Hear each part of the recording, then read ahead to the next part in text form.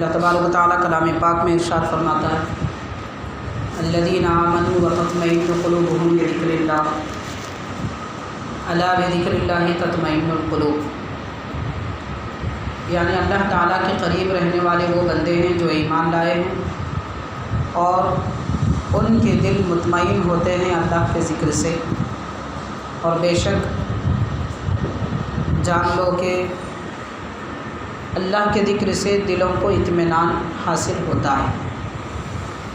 حاضرین، ذکر الہی، اللہ تعالیٰ کا نام، اللہ تعالیٰ کا ذکر، اللہ تعالیٰ کی یاد، یہ مردہ دلوں کے لیے زندگی کا باعث بنتا ہے، بیماروں کے لیے صحت کا ضامن ہے، پریشان حال لوگوں کے لیے پریشانی کا ازالہ ہے۔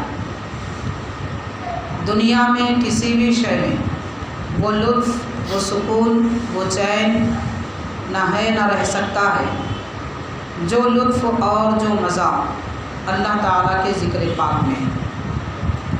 حضور نبی کریم صلی اللہ علیہ وسلم سب سے زیادہ ذکر الہی فرمایا کرتے تھے۔ نبی پاک صلی اللہ علیہ وسلم پر وحی نازل ہونے سے پہلے پیارے آقا صلی اللہ علیہ وسلم غار حرا تشریف لے جاتے تھے، جسے جبل نور کہتے ہیں، اور وہاں 1 ہفتہ 3 دن یا اس سے کچھ زیادہ دنوں تک اس غار میں جلوہ افروز رہتے تھے۔ اتنا کھانا اپنے ساتھ لے جاتے، ستو جو بغل میں چھپایا جا سکتا تھا، اور اس غار میں حضور پاک صلی اللہ علیہ وسلم کم از کم 3 دن اور اس سے زیادہ 1 ہفتہ یا اس سے زیادہ تک ذکر الہی میں مصروف رہتے تھے۔ اس سے امت مسلمہ کو یہ تعلیم دی جا رہی ہے کہ مسلمان اللہ تعالیٰ کے ذکر میں اپنا زیادہ وقت گزارے، اور یاد رکھیے کہ جس کا دل شیطان کی جگہ بنتا ہے اس کا دل اللہ کی یاد نہیں کرتا۔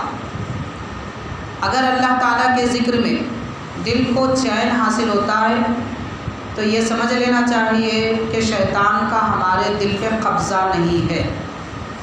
اللہ کے ذکر سے اگر بے چینی ہوتی ہے، دل ایک طرف مائل نہیں ہوتا اور ذکر میں دل نہیں لگتا، تو یہ علامت ہے اس بات کی کہ شیطان ہمارے دل میں جم کے بیٹھا ہوا ہے، اسے دور کرنے کی ضرورت ہے۔ حضور پاک صلی اللہ علیہ وسلم نے ارشاد فرمایا جب مومن کا دل اللہ کے ذکر سے خالی رہتا ہے تو شیطان اس میں وسوسے ڈالتا ہے، اور اللہ کے ذکر سے مومن کا دل بھرا ہوا ہو تو شیطان کا کوئی اثر اس دل میں نہیں ہوتا۔ آج لوگوں میں جو پریشانیوں کی کیفیت ہے اور دل ایک جگہ ٹکاؤ نہیں ہوتا، بے چینی کی کیفیت ہے، یہاں چین ملتا ہے نہ وہاں، کبھی یہ کاروبار تو کبھی وہ کاروبار، کبھی گھر میں پریشانی تو کبھی باہر پریشانی، یہ ساری پریشانیوں کی وجہ ذکر الہی سے غافل رہنا ہے۔ حاضرین، بزرگان دین اولیاء اللہ کس طریقے سے ذکر کرتے تھے اس کی 1-2 مثالیں دے کر میں اپنی بات ختم کروں گا۔ حضرت سلطان ہند سیدنا غریب نواز علیہ رحمت و رضوان دن بھر اللہ تعالیٰ کی یاد میں ذکر میں مصروف رہتے۔ آپ کی سیرت پاک پڑھیں تو پتہ چلتا ہے نماز فجر کے بعد آپ قرآن شریف کی تلاوت فرماتے، اور خاص وظیفے ہیں وہ تلاوت فرماتے ظہر تک، پھر ظہر کے بعد سے عصر تک۔ عصر کے بعد میں آپ اپنے مریدین کو درس دیتے تھے کسی ایک کتاب کا۔ مغرب کے بعد لوگوں سے مسائل، ان کے اپنے حل کیا ہوتے وہ بیان فرماتے، اور عشاء کے بعد پھر آپ اپنے حجرے میں جب تشریف لے جاتے تو نماز فجر کے لیے مسجد کو تشریف لاتے۔ اس درمیان میں سارا وقت اللہ کی یاد میں رہتے، آرام نہیں کرتے تھے۔ حضرت پیران پیر غوث پاک رضی اللہ تعالیٰ 40 سال تک عشاء کے وضو سے فجر کی نماز ادا فرمائے۔ اب یہ باتیں ہمارے لیے ماشاءاللہ سبحان اللہ بولنے کے قابل ہیں، بس اتنا ہی ہم کر سکتے ہیں، خود عمل نہیں کر سکتے۔ حاضرین، بزرگان دین کی زندگی ہمارے سامنے ہے، یہ اس لیے نہیں ہے کہ ہم سن کے صرف خوش ہو جائیں، یہ اس لیے ہے کہ ہم بھی اس پر عمل کرنے کی کوشش کریں۔ ساری رات نہ صحیح، کم از کم اتنا وقت تو اللہ کی یاد میں گزر سکتا ہے کہ 1-2 گھنٹے ہم اللہ کے ذکر میں گزاریں۔ ایک مصلی بچھا کر اکیلے تنہائی میں کسی سے کوئی تعلق رکھے بغیر اپنا دل اللہ سے جوڑ کر دیکھیے، رب سے اپنا تعلق پیدا کر کے دیکھیے، پتہ چلے گا کہ اس ذکر میں کیا فائدہ ہوتا ہے۔ بعض صابری سلسلے کے بزرگوں میں بیان کیا جاتا ہے، جیسے حضرت نظام الدین بلخی رحمۃ اللہ علیہ، بڑے پائے کے بزرگ ہیں، بلخ شہر میں رہتے تھے، ہندوستان تشریف لائے اور یہاں اپنے شیخ محترم اور اپنے مرشد کے ہاتھ پر بیعت کی۔ آپ ذکر کیسے کرتے تھے؟ آپ ذکر فرماتے تھے لا الہ الا اللہ محمد رسول اللہ۔ یہ ذکر کس طریقے سے فرماتے تھے کہ 3 مرتبہ لا الہ الا اللہ محمد رسول اللہ 3 مرتبہ اس طریقے سے بولتے کہ اس کو 9 مرتبہ ادا کرتے، اور یہ سارا ایک سانس میں ہوتا۔ ایک سانس میں لا الہ الا اللہ محمد رسول اللہ 3 مرتبہ پڑھتے، اس طرح 9 مرتبہ پڑھتے، یعنی 3 کو 9 مرتبہ پڑھتے، اور یہ سب ایک ہی سانس میں ہوتا۔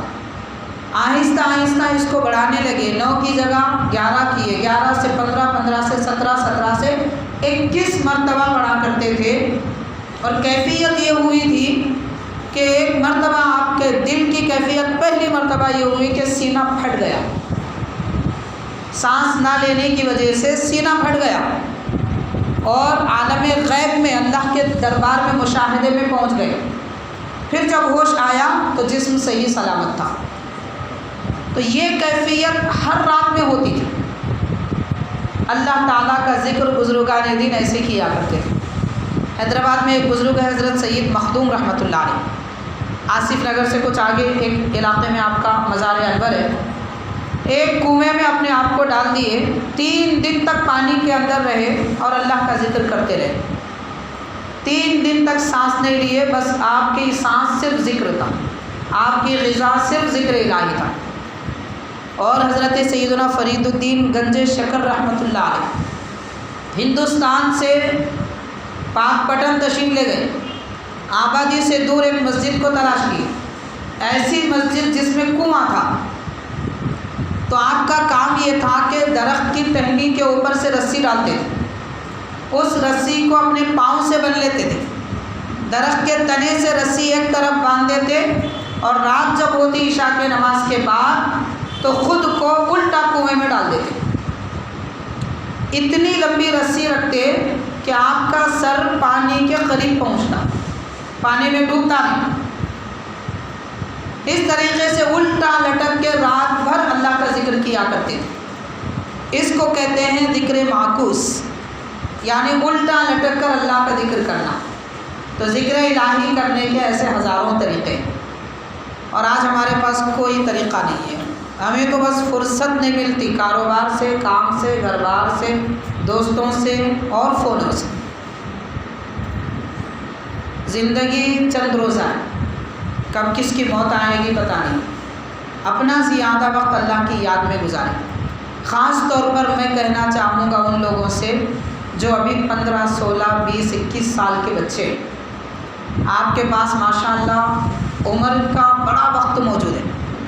جو 50، 60 کی عمر 40 تک آ چکے ہیں، وہ آدھی زندگی اپنی ختم کر چکے، نہیں معلوم کب بلاوا آ جائے۔ لیکن عام طور پر عمر لمبی ہوتی ہے تو یہ بچوں کے لیے بڑا فائدہ ہے۔ وقت بہت کچھ ہے، آپ سیکھیے، ڈاکٹر بننا چاہتے ہیں بنیے، انجینئر بننا چاہتے ہیں بنیے، بہت بڑے بزنس مین بننا چاہتے ہیں بنیے، لیکن ذکر مین بھی بنیے، نماز مین بھی بنیے، مسجد کے مین بھی بنیے۔ صرف بزنس مین بننے سے کچھ حاصل ہونے والا نہیں۔ بزنس آپ کو اپنی زندگی تک کام دیتا ہے، اور ذکر موت کے وقت بھی کام آتا ہے، موت کے بعد بھی کام آتا ہے۔ آخر آپ غور کیجئے، کیا اللہ والوں کو سمجھ نہیں تھی؟ کیا اللہ والوں کو عقل نہیں تھی؟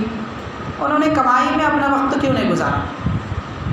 کیا وہ کمائی نہیں کر سکتے تھے، کاروبار نہیں کر سکتے تھے؟ انہیں کیا ضرورت تھی بازار چھوڑنے کی، اور انہیں کیا ضرورت تھی کاروبار چھوڑنے کی؟ جنگلوں میں وقت گزارے، آبادی سے دور وقت گزارے، مسجدوں میں اپنا وقت گزارے۔ وجہ کیا تھی؟ وجہ یہی تھی کہ انہوں نے زندگی کا مقصد سمجھ لیا تھا۔ اور ہم نہ زندگی کا مقصد سمجھے ہیں اور نہ ہی ہماری آخرت کا مقصد سمجھے ہیں۔ بہرحال ساری بات کا خلاصہ یہ ہے، ماشاءاللہ ہم پر ذمہ داریاں بہت کچھ ہیں۔ ماں باپ کی خدمت بھی بڑی ذمہ داری ہے، بھائی بہنوں کی پرورش کرنا بھی بڑی ذمہ داری اگر ہم بڑے ہیں، اور باقی بہت سارے کام ہیں۔ ان سارے کاموں کے ساتھ میں اپنا زیادہ وقت اللہ کی یاد میں گزاریں۔ مسجد میں اپنا وقت گزار کر دیکھیے، کم از کم نماز کے علاوہ ایک آدھا گھنٹہ اور زیادہ تنہا بیٹھ کر اللہ کا ذکر کیجیے، پھر اس میں جو لطف آتا ہے ماشاءاللہ دنیا کی کسی غذا میں آپ کو وہ مزہ نہیں آئے گا جو اللہ تعالیٰ کی یاد میں آتا ہے۔ قرآن مجید کہتا ہے الا بذکر اللہ تطمئن القلوب، کہ سنو اللہ تعالیٰ کے ذکر سے دلوں کو چین ملتا ہے۔ سکون پانا چاہتے ہیں، کہیں نہیں ملے گا، ہاسپٹل میں آپ کو سکون نہیں ملے گا، دولت میں آپ کو سکون نہیں ملے گا، دعوت میں آپ کو سکون نہیں ملے گا، رشتہ داروں میں آپ کو سکون نہیں ملے گا، سکون اللہ کے ذکر میں ملتا ہے۔ تو اگر سکون پانا چاہتے ہیں تو یاد الہی میں اپنا وقت گزاریے، ماشاءاللہ دنیا و آخرت سب ہمارے لیے کامیاب ہے۔